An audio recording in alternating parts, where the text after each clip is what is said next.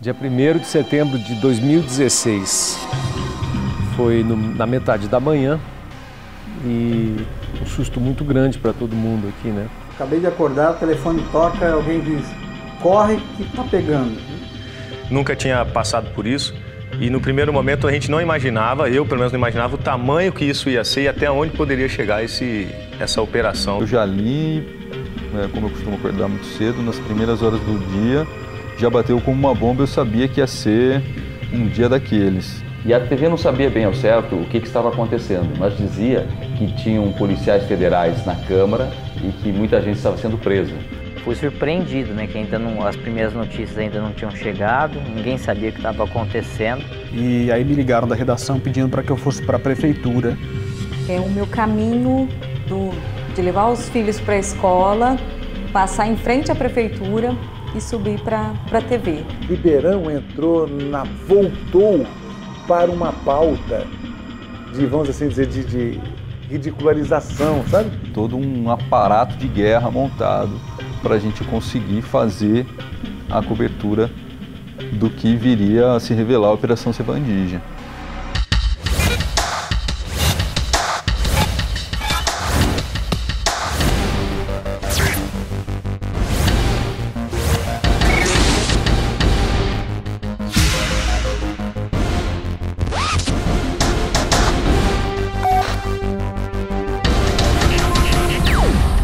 Eu lembro que no dia nós até interrompemos a programação da rede e ficamos ao vivo, mostramos ao vivo a entrevista coletiva da Polícia Federal, do Ministério Público. Isso começou a tomar um corpo muito grande e muitas informações desencontradas. Então, aquele 1º de setembro foi, de fato, uma operação de guerra. E a gente, num primeiro momento, não teve acesso ao prédio, né? Foi questionado se eu trabalhava em algum gabinete. Eu disse que eu era funcionário efetivo, trabalhava na TV Câmara e a nossa entrada acabou sendo permitida. Bom, foi realmente uma loucura. Liga para um, liga para outro, ninguém sabia o que estava acontecendo. Só o que estava acontecendo naquele momento, que eram os vereadores sendo levados. O Ministério Público começou a dar uma dimensão do organograma do esquema que estava sendo investigado.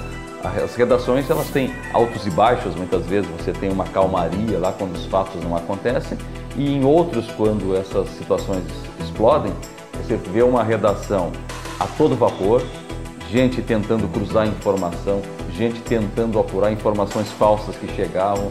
Então era um clima de grande excitação, porque assim, não é uma notícia corriqueira, né?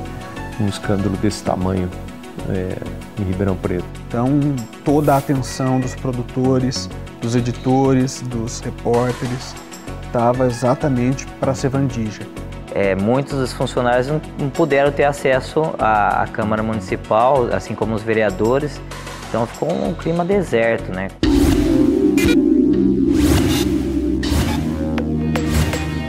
Nós tínhamos que acreditar que todo o material que chegava era bem apurado pela Polícia Federal e pelo Ministério Público e que aquilo já estava nos autos de processo e que aquilo ia pesar contra a pessoa que estava dentro da investigação.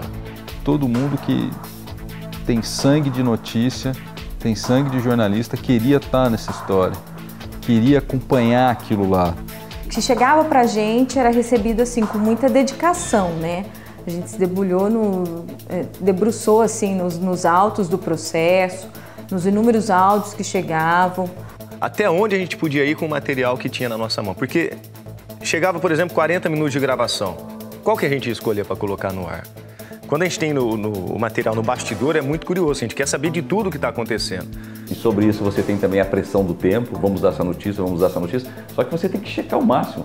Eu me arrisco a dizer, em nome dos meus colegas, que com vontade, com muita vontade, porque aquilo que a gente estava fazendo era um registro de um momento que ficou manchado na história da cidade, mas muito importante para ser registrado.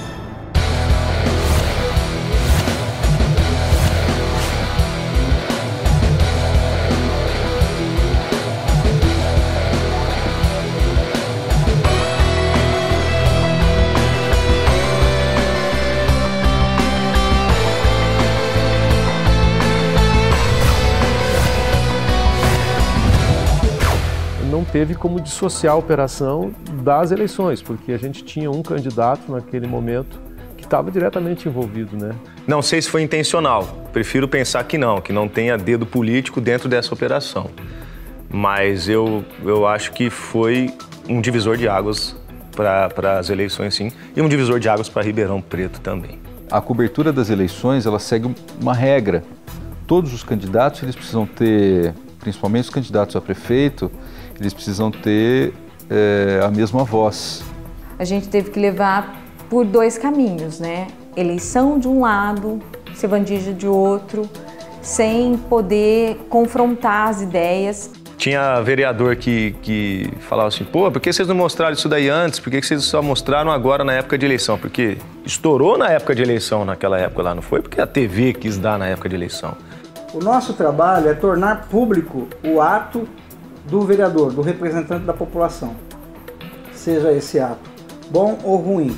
No caso específico de Sevandija, não tem a ver conosco, tem a ver com as outras emissoras. Nós apenas fazemos aqui o nosso papel institucional de tornar público o ato do vereador enquanto ele está no seu cargo. O nosso posicionamento foi realmente acompanhar tudo o que estava acontecendo, né? Nesse primeiro momento, no dia que teve a ação da Polícia Federal, a gente cedeu imagens para algumas televisões, né, como forma de ajudar, né, a noticiarem, a participarem dessa cobertura.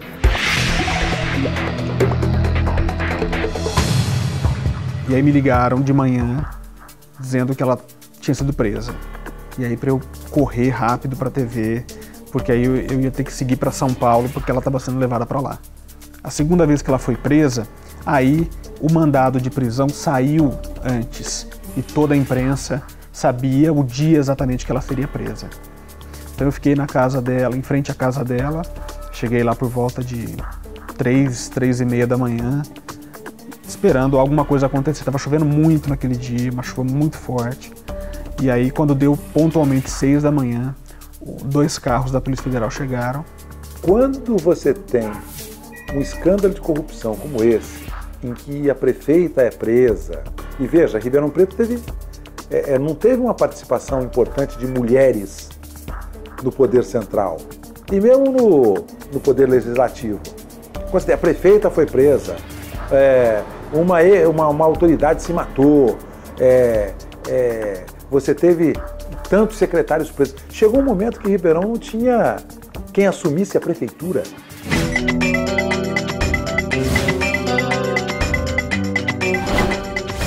Então, em Brasília, é impressionante como as pessoas passaram a falar, como as pessoas passaram a comentar essa coisa dessa operação aqui de corrupção em Ribeirão. Ela tinha uma expressão política aqui na região, mas nacionalmente a Darcy Vera não era conhecida. Então, os jornais de rede queriam um ponto mais forte para que a matéria entrasse, para todo o Brasil entrasse em rede. E no caso do Jornal Nacional, isso aconteceu quando ela foi presa. E aí eu fiz a reportagem e relatei os fatos que teriam levado a ex-prefeita para a cadeia. Eu fiquei muito impressionado, muito impressionado.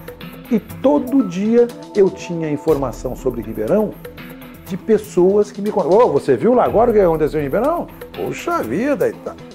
Impressionante como esse caso repercutiu entre os jornalistas, entre o pessoal de mídia que está em outro lugar, em outra parte do país como Brasília. Eu decidi fazer uma forma de reportagem em que o sarcasmo pudesse revelar essa indignação das pessoas. Eu acho que teve esse objetivo, acho que foi atingido, porque hoje, mesmo depois de todo esse tempo, as pessoas ainda se identificam com aquele jeito das reportagens que eu fiz.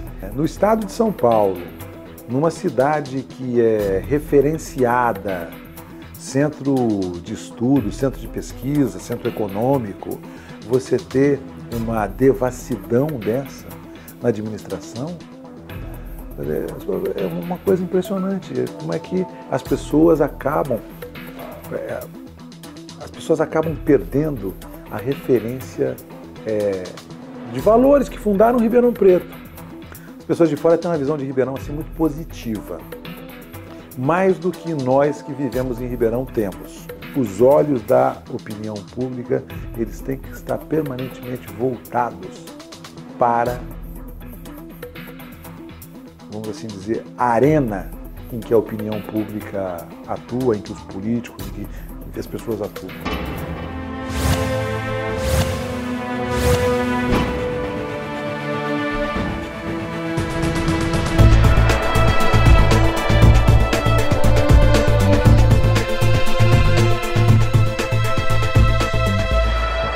Tem, até porque o processo não terminou, né? Muita gente ainda está sendo julgada.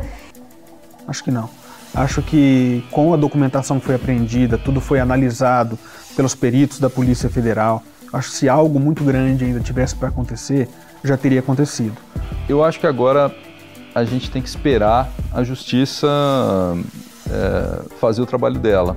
De um outro lado, você tem o clamor da sociedade, pedindo rapidez, pedindo uma resposta. Então eu acredito que falta a operação mostrar onde estão esses 52 milhões. Né? Onde é que está esse rombo tão grande, né? Da parte do Plastino, talvez tenha ficado alguma coisa a se concluir, né? Do envolvimento dos vereadores mesmo, saber se realmente eles recebiam dinheiro nos cafezinhos e tudo mais. Eu espero que a gente consiga dar um encaminhamento para isso. Certamente, mas não são as autoridades que vão dar encaminhamento, porque as autoridades não viram o que estava acontecendo. As autoridades de contenção, sejam do Judiciário, do Ministério Público, da Polícia, não. Quem vai dar um encaminhamento é o eleitor, a cidadania. Isso que precisa.